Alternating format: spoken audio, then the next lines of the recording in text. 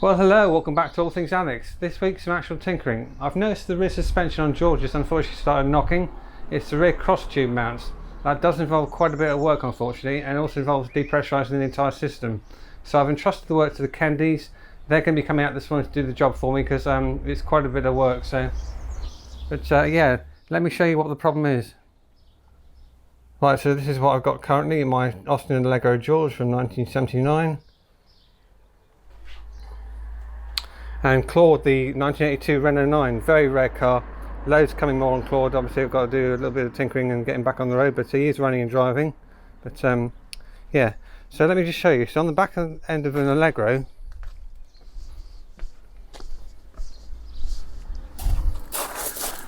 actually let me get in there, I can show you exactly what I'm talking about. This is the rear cross tube here, which obviously runs from either end of the car, and it's held in place. Oh, not the camera. There's a pinch bolt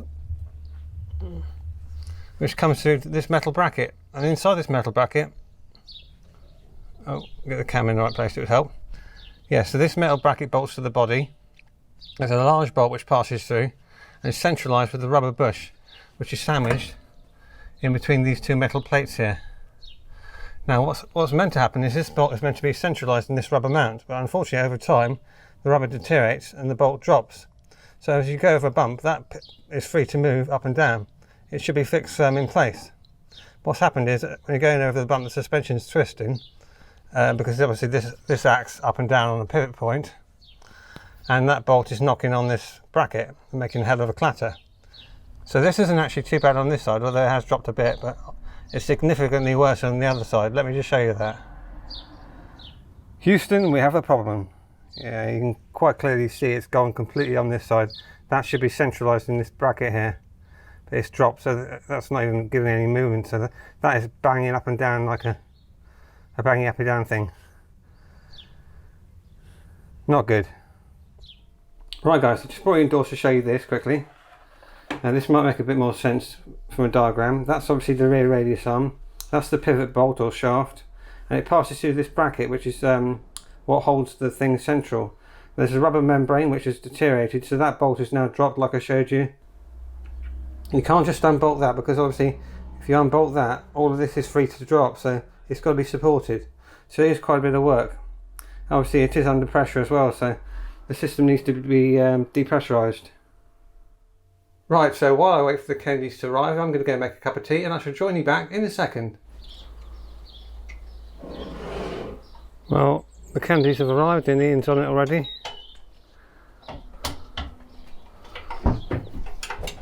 Ian's just supporting the cross tube so it doesn't drop down when he unbolts the cross tube mounting.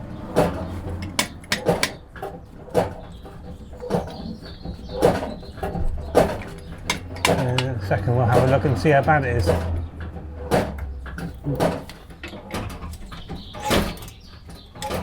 So for the benefit of the viewers, Ian, the importance of a cross tube mounting. Yes, it actually attaches the cross tube to the body of the car itself. It's got a sort of built-in fail-safe device if the rubber parts company with the metal, because they can just come away just like an engine mounting. You got the protruding nut of the radius arm shaft, and because that protrudes so far through the actual outer shell of the mounting, the cross tube can't go anywhere if the rubber comes away from the steel, but it makes a terrible noise. And you'd recommend depressurising the system before? It must, yeah. The suspension must be depressurised. Because I've heard of people doing it, bodging it without doing it, but then you're fighting the pressure of the system, aren't you? Yeah, you are, yeah. You've got to depressurise the system, and to locate it correctly, completely remove the radius arm shaft from the radius arm, and then you can locate the new mounting correctly on the shaft. I've seen a lot of new mountings that have been ruined by like a mislocation. Right. So you'll in a minute you'll see this when I get it apart, how to locate it. So I've got the cross tube supported. I'm going to take off the inner mounting nut of the shaft. Take that off. That's their special box of tricks. It's had a replacement flexi door. So what size are they normally? 22 or are they 19? They're not 19. It's bigger than normal. You don't normally have to break the fluid circuit. You can leave the displacer. Oh, sure. And support it on the hose. But because the gate has come off, I'm going to completely remove the displacer, so I can have a look at putting that back on.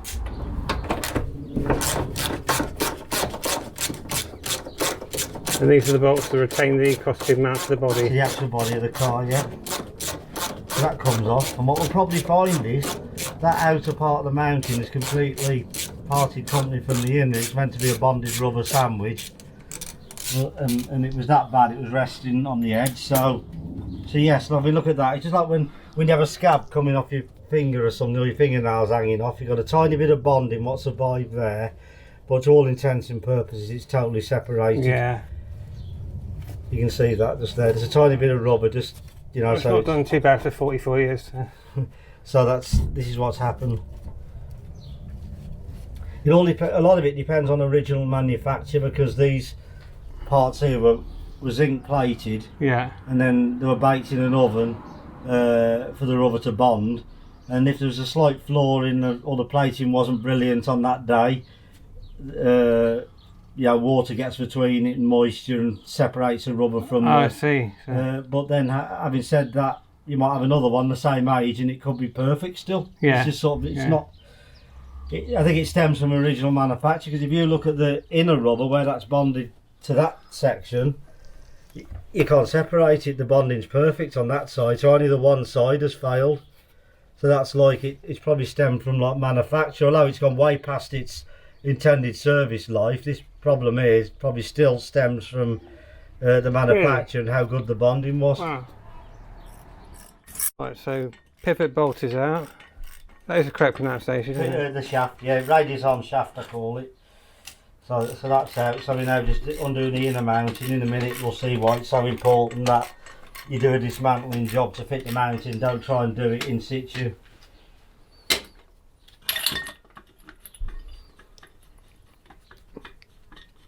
Because it was just over a year ago you guys came out to do this for us. So. Yeah. So that's why it's all coming apart and it's nice and well lubricated, because Ian does a proper job. Yeah, it's I think the newness has worn off that. Well, as you can see, it's a bonding failure. The other side of the rubber is still excellently bonded, but that side, although the unit's probably the mounting could be 30 years old or more, or it's bound to have had a replacement sometime in the car's life. But well, this car was only used for 3 years and then laid up in 81, so it's possible it could well be the original. Yeah. But that failure, actually, although that's gone past its sort of what people would say is its service life, it's clearly, it stems from original manufacture, what's caused this defect to occur, and the bonding of the rubber was obviously never marvellous to the steel in the first place. Yeah. If you have a good look at that, you'll see.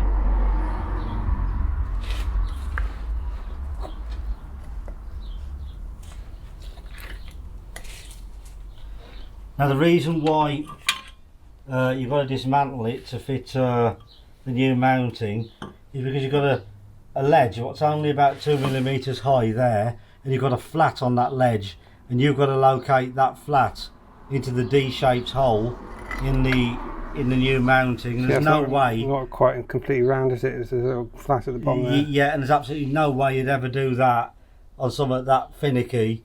If you try to do it on the car under pressure, it's got to come out so you can feel that you've got it located correctly. Right, so here is the new old stock Mavco Allegro Princess cross tube mounting, part number B797 for those.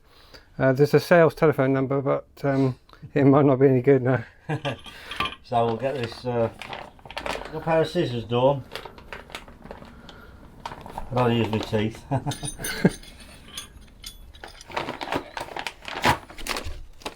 You've got a bit of rubber flash there, but you can clearly see the flat on the hole. Yeah. Excellent. So that has to fit. It's that end with that ledge, and you've got to locate that. The flat's there on that side, and on that the flat's there. So you have to locate it. You can actually feel it. It's not a marvellous location, but you can feel when it's in. And sometimes you've got to like visualise it and tighten it down to sort of force it over that. But Right. It's got to go in like that. So you've got a conical washer, what surprisingly goes on that way up. It's not like a wheel nut where it goes that way. Oh, I see. It's sort of the narrow parts at the top. That's how that goes. Yeah. And then that goes on. And obviously you have to observe as you're tightening that the flat's sort of here, so keep it in line. Now where's my ratchets?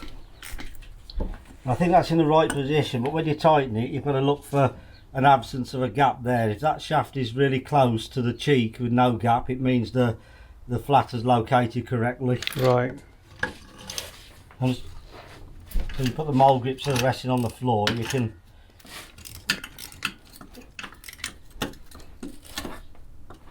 finalise that when it's on the car, but what you're looking for is that's completely flush there without any gap. Yeah. And that means that little ledge is located into the and the flat's gone into the corresponding flat in the mounting. Excellent.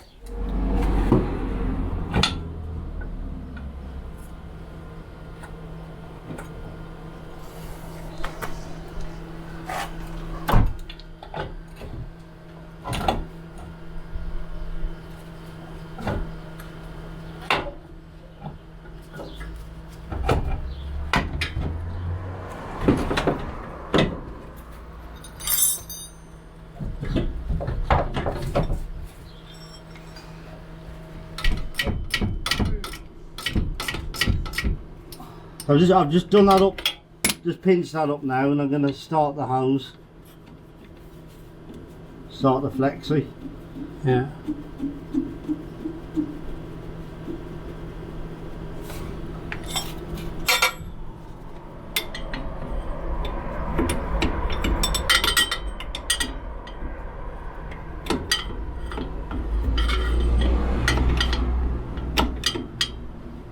Let's put the exhaust in the way. That's a nice back box, that is. That came from Italy. Really. Looks like it could be a genuine one.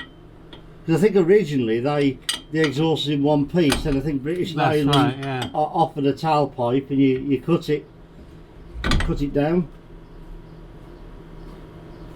That nice and tight. There we go. So what happens now is you're going to line these bolts up here. You've got a lamp door. I'll leave your tea. I'll have that in a sec. Yeah, that one started. And they say these Mafco mountings are no good, and that people have said, well, all that's going on a treat. That's two lined up by hand without much effort.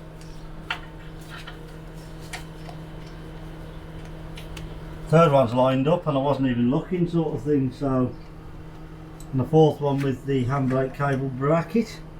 Push the handbrake cable out of the way a minute. There we go. And that one's lined up. The cross tube mount is all tightened up, so now I transfer the support from the actual cross tube to the rear end of the displacer. We'll have a look, yeah. So we're transferring the support to the rear end of the displacer. So what we do is you semi-tighten the inner shaft nut. We've got the right way. Yep. Just enough to nip it up together, but yeah. So what we do, we push up the radius arm to the top, and then we pinch up the inner nut, so that will hang with, so it sort of hang there without falling down again. It's on a ratchet mechanism. So it's just enough, yeah. And then you gradually bring that down, and what you want is, while that's hanging free like that, you want 330 millimeters from there to there. So we're actually not far off. It's just a touch down. Oh, we've got to be careful, because sometimes it'll come down suddenly and then you've got to pinch the nut up a bit more and start again, sort of thing. But yeah. I think I've got that fairly right there. So 330, just a touch more.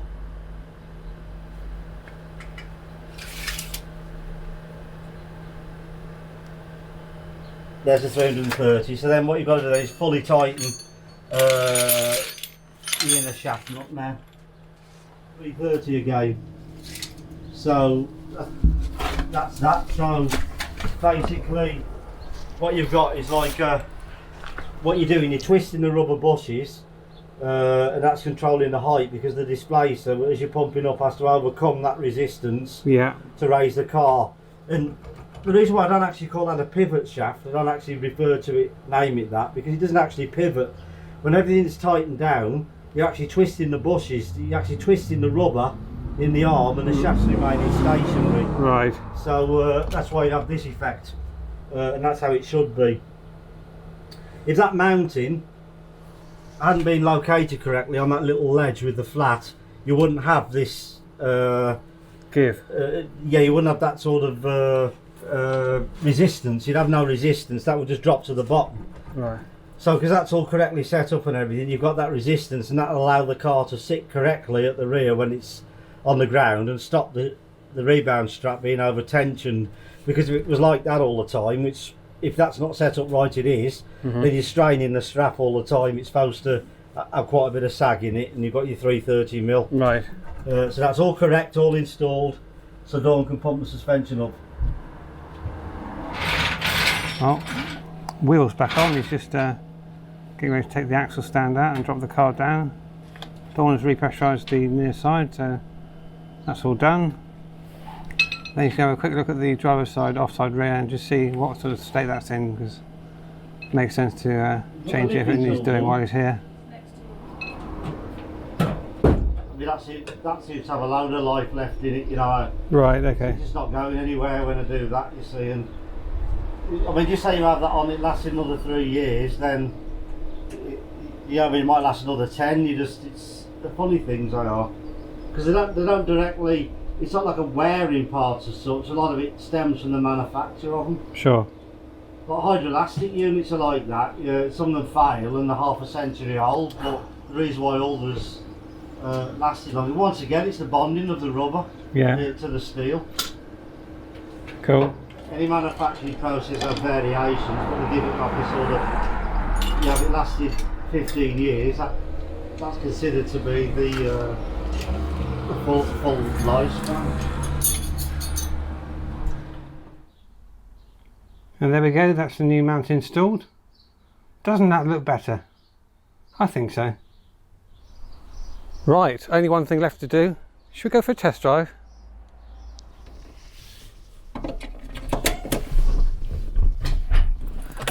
Right, test drive.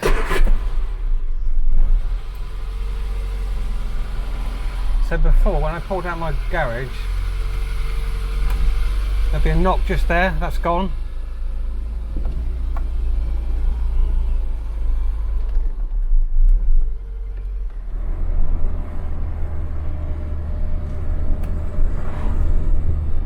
That is so much better. Straight away I can tell that the knocking noise is completely gone. Shut the window because of the noise. Also, as I was braking, there'd be a horrendous knocking noise as the axle was moving back and forth, but that's completely gone.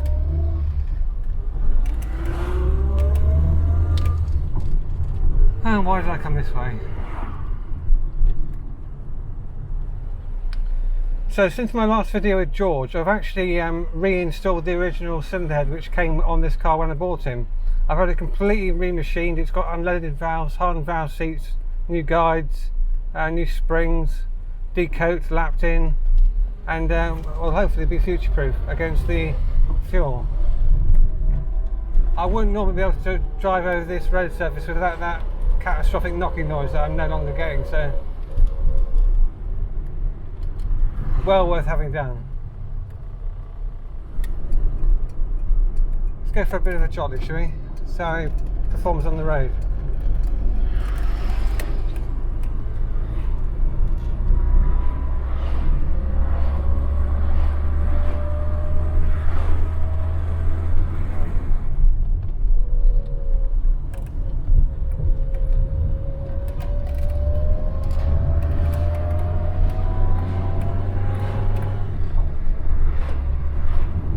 yeah, I'm very happy.